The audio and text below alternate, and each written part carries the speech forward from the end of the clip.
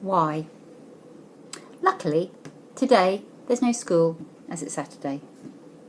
Let me introduce myself. My name is Fred Brown. I'm 9 years old and I'm fed up with this war. We are 7 months into the Blitz. Our great country is being bombarded hard by the Germans. The death toll and destruction is both frightening and tragic. There are times when I think it will never end. But my mother says we must remain positive and look forward to the time when our father returns home for good, instead of being in the army and on the battlefields. I really miss him. I miss being a family like we used to be before the war. We would go fishing, enjoy picnics, play tennis, and a few times a year we would visit Aunt Ethel down on the south coast and have the absolute best afternoon tea. So many simple things that seem impossible to do ever again. But we must remain resilient. This morning, I've been showing my gran how quickly I can get my gas mask out of the box and on my head. It now only takes me 19 seconds. She tried to beat me with hers, unsuccessfully. Fred, please take your sister's lunch to her. She's working at Mr. Pickard's farm today, helping to gather in some of his carrot harvest, asked Gran. Yeah, so long as there's enough for me too, I joked. There may be, she replied. You'll have to wait and see. No peeking in the basket till you get there. I grinned, as I knew Gran had been baking some carrot shortbread, my new favourite biscuit, and I bet she'd put some in for me. I grabbed my cap and left with the basket. It was only about 2 miles to the farm from where I lived on the edge of town. It wouldn't take long. Soon the town's sounds and smells were far behind me, replaced by the singing and chatting of busy birds nesting, buzzing of insects, and the distant chime of the church clock. On reaching the farm, I could see the field where the girls were all busy at work. I called out to Gwen, who looked up and beckoned me over. He loved his big sister. She was 15 years old with the most beautiful long ginger hair, which she wore in plaits, tied with green bows. She was very kind to me and always shared any extra rations of sweets or chocolate she was given. Faintly, there was a rumbling like thunder, but somehow different. Oh no, I suddenly realised what that sound was.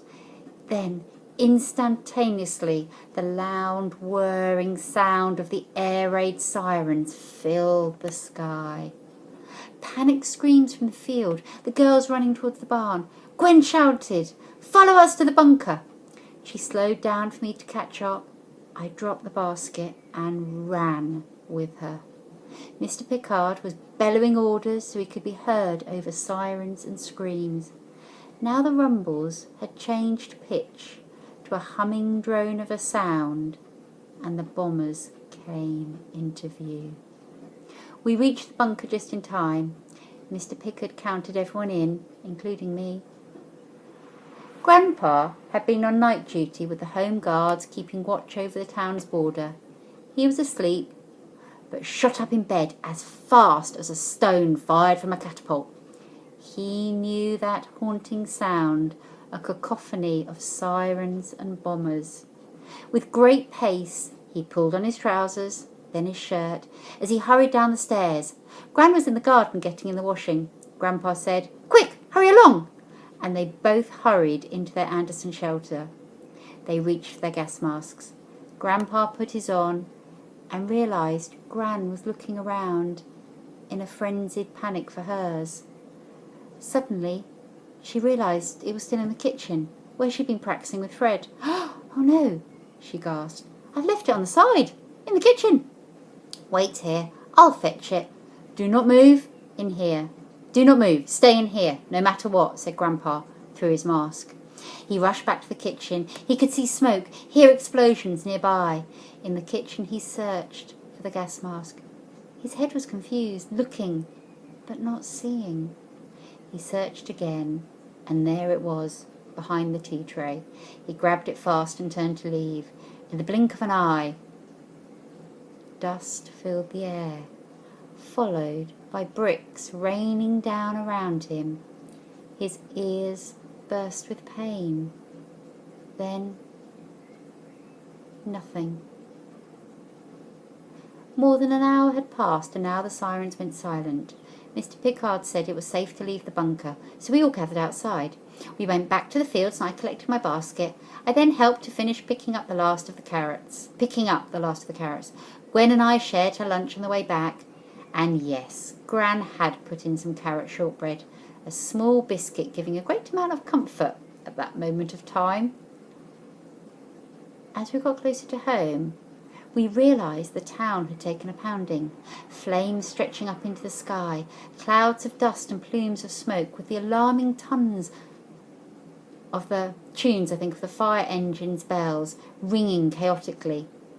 A fireman approached and said we should take shelter in the underground, as the next few streets were not safe. We could feel the intense heat of the fires now. Gwen cried, "But our house is over there. Our grandparents will be worried." He insisted, "You cannot go back yet. There is too much danger. We're working hard to put out the fires. They're probably safe in a bunker." "Where's your mother?" "She's at work, at the hospital." "I guess she'll be working late now," Gwen answered. We hurried along to the nearest safety shelter point. We'd memorised where the ones were near our home. Later, our mother came to the shelter. She'd been crying. She said Gran was in hospital and she'd inhaled lots of smoke and dust. But Grandpa? If it hadn't been the weekend, if I hadn't been so competitive with Gran, if I didn't take Gwen her lunch, then maybe my Grandpa would still be alive.